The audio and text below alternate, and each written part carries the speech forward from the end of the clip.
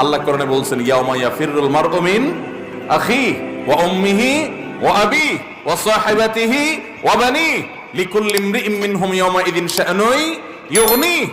সেদিন সবাই সবাইকে দেখে পালাবে।